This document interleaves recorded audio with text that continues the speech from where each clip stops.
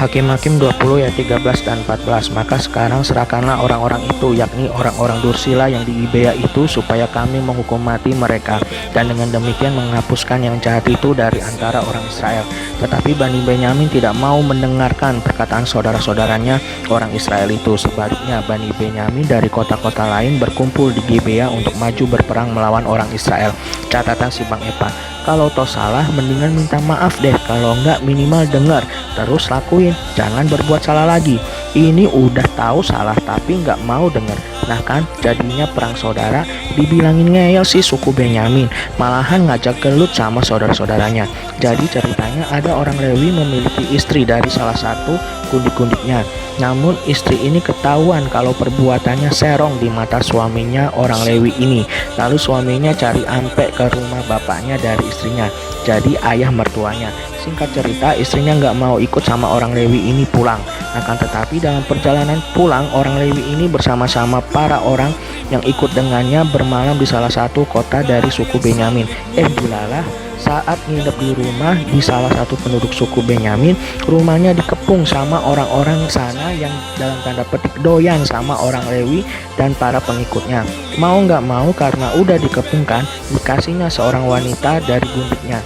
Nah diajak main kartu gaplek tuh ampe banting-bantingan, ampe mati tuh wanita karena banyakan dibanting kartu gapleknya. Singkat cerita, orang Lewi ini sampai ke kampungnya diceritakan kejadian yang dialami olehnya sama saudara-saudaranya.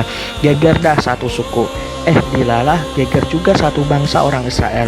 Intinya pokoknya orang Dursila ini harus mati. Tapi karena suku Benyamin gak dengar sama saudaranya, entah kemakan hoax atau emang kupingnya budek ya, sehingga suku Benyamin melindungi orang Dursila yang ngajak wanita gundiknya orang Lewi ampe mati. Malahan pilih mendingan perang deh. Wah seriusan nih perang.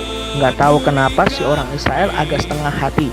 Ya gimana nggak setengah hati, orang perang sama saudara kandung sendiri cuma akibat nggak dengerin. Singkat cerita, kalah deh suku Benyamin. Namun dengan segala kebaikan dan rasa kasihan bangsa Israel sama suku Benyamin dibiarkan tetap hidup. Jadi nggak semuanya orang dibunuh sama orang Israel. Teman-teman bisa baca dari Hakim-Hakim pasal 19 dan pasal 20. Jadi poin gua adalah guys, yuk menjadi pendengar yang baik. Jangan menjadi pendengar berita hoax ataupun karena kita mengeraskan hati sehingga kita tidak bisa mendengarkan dengan baik. Mana tahu karena kita tidak mendengarkan dengan baik terjadi perang saling membunuh saudara sendiri atau suku Benyamin dan orang Israel.